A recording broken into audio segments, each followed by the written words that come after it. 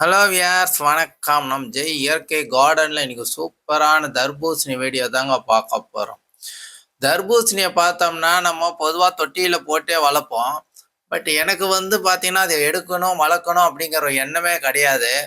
ஏன்னா சீசன் பார்த்தா மாறி போச்சு. ஏப்ரல் மாதம் வந்துடுச்சு இந்த கொடி வரும்போது.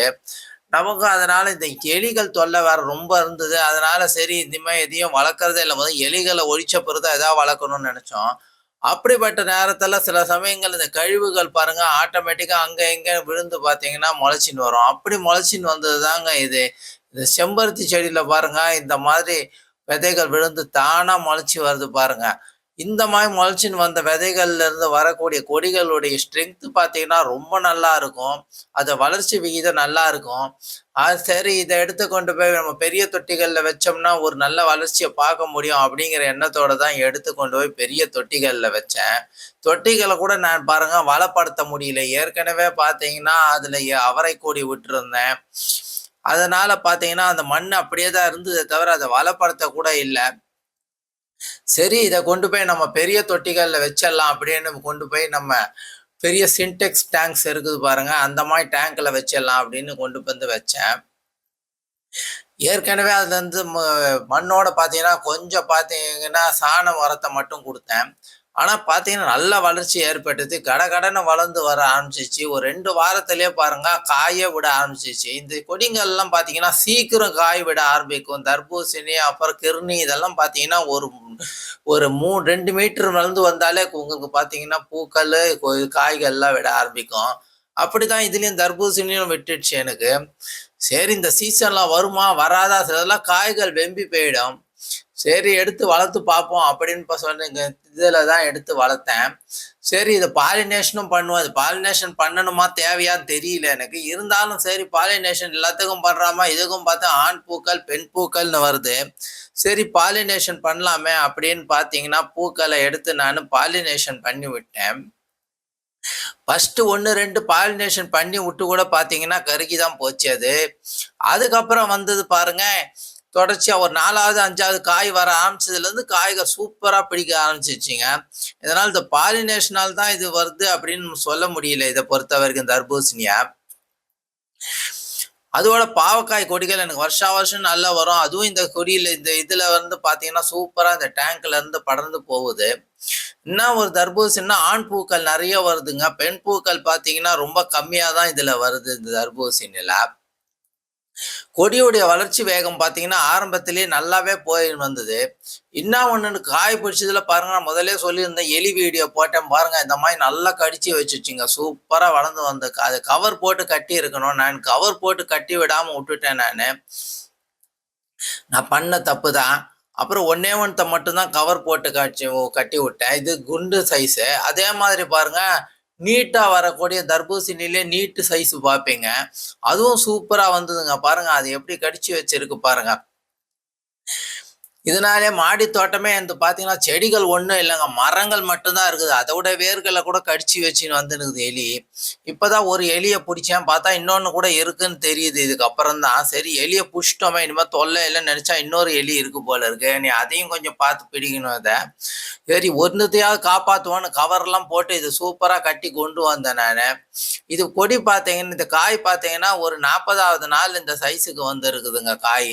செடி கொடி வச்சதுலேருந்து காய் பிடிச்சி வரும்போது 40வது நாள் இருக்குது.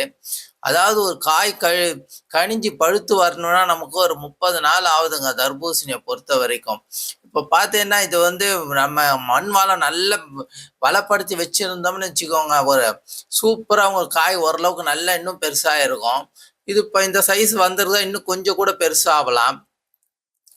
எல்லாம் முடிஞ்சு பாருங்க ஒரு 50வது நாள் பார்த்தீங்கன்னா உங்களுக்கு காய்கள் பார்த்தீங்கன்னா கொஞ்சம் நல்லாவே வர ஆரம்பிச்சிருக்குது. கூட இதுல விதைகள் பாருங்க, அதே மாதிரி கிர்னி போட்டிருந்தேன். அதுவும் பார்த்தீங்கன்னா காய்கள் பிடிக்க ஆரம்பிக்குது. இந்த காய்கள் எல்லாம் பார்த்தீங்கன்னா நம்ம குளிர்காலத்தை நினைக்கவே வேணாங்க, தாராளமா வெயில் காலத்துல வைக்கலாம். இப்போ இது பார்த்தீங்கன்னா ஏப்ரல் கடைசியில வச்சது, அதுல இருந்து மே மாசம் கழிச்சு ஜூன்ல இப்போ பார்த்தீங்கன்னா நமக்கு இது அறுவடைக்கு வருது இது.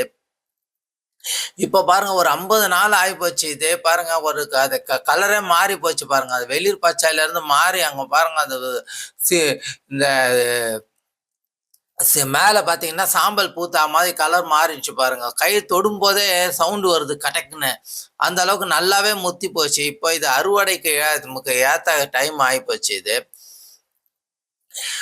தர்பூசணி வீட்ல பார்த்தீங்கன்னா, உங்களுக்கு நம்ம டிசம்பர் 15க்கு மேல பார்த்தீங்கன்னா, இந்த குளிர்காலம் ஸ்டார்ட் ஆகுது பாருங்க. அதுல இருந்து பார்த்தீங்கன்னா, செப்டம்பர் வரைக்கும் தாராளமா வளர்க்கலாங்க தர்பூசணி, கிர்னி எல்லாம். கிர்னி கூட பார்த்தீங்கன்னா, ஒரு மே, ஜூன்ல தான் நான் அறுவடை எடுத்தேன். சரி தர்பூசணி நான் இதுவரைக்கும் எடுத்தது கிடையாது. இதுதான் முதல் அறுவடை நமக்கு தர்பூசணிய பொறுத்தவரைக்கும். இருந்தாலும் நம்ம மாடி தோட்டத்துல பார்த்தீங்கன்னா, ஒரு 2 கிலோ அளவுக்கு பார்த்தீங்கன்னா, இதோட வெயிட் இருக்குது இது.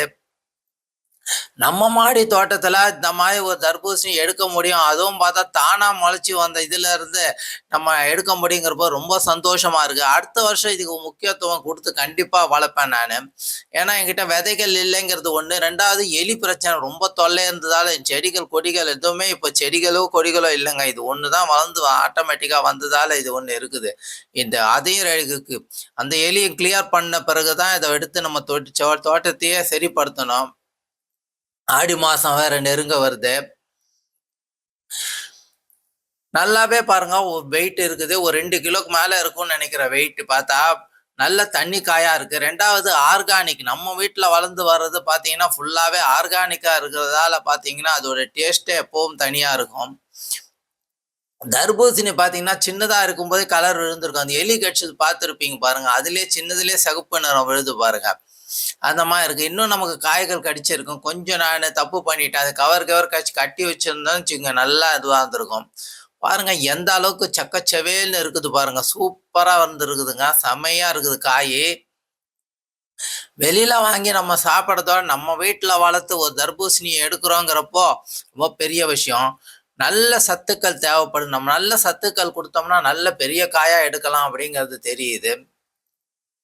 நீங்களும் உங்க வீட்ல சூப்பரா வளர்த்து பாருங்க. சீசன் ஒண்ணும் கிடையாதுங்க. தாராளமா இனி கூட வைக்கலாங்க. நம்ம வீட்ல சாப்பிடுற விதைகள் போட்டாலே கண்டிப்பா வருங்க. நல்ல முளைச்சின்னு வர விதைகள எடுத்து வச்சு, நீங்க போட்டு விட்டீங்கன்னா போதும். உங்களுக்கு காய் பார்த்தீங்கன்னா, ஈஸியா சூப்பரா வளரும். எந்தவித பராமரிப்பும் ஜாஸ்தி இதுல கிடையாது. செம்ம இனிப்புங்க. சொல்ல முடியாது. வெளியில வாங்குனீங்கன்னா கூட அந்த அளவு இனிப்பு இருக்காது. தண்ணி அப்படியே கொட்டுதுங்க உள்ள இருந்து. அந்த அளவுக்கு இதுவா இருக்குது. செம்மையான இனிப்பு. மத்த வெளியில சில தர்பூசணிலாம் வெளியில மட்டும் தான் பழுத்து இருக்கும். இது பார்த்தீங்கன்னா, உள்ள முதற்கொண்டு நல்ல இனிப்பு இருந்ததுங்க நாங்க சாப்பிட்டதுல. ரொம்ப டேஸ்ட். அடுத்த வருஷம் இதுக்கும் நம்ம தோட்டத்துல ஒரு முக்கியத்துவம் குடுத்து வளர்க்கணும்னு நெனைக்கிறேன். இந்த வீடியோ உங்களுக்கு பிடிச்சிருந்தா நம்ம சேனல சப்ஸ்கிரைப் பண்ணாத நேயர்கள் சப்ஸ்கிரைப் பண்ணுங்க. உங்களுக்கு தெரிஞ்சவங்களுக்கு ஷேர் பண்ணி விடுங்க. மீண்டும் ஒரு சூப்பரான வீடியோவில் சந்திப்போம். நன்றி, வணக்கம்.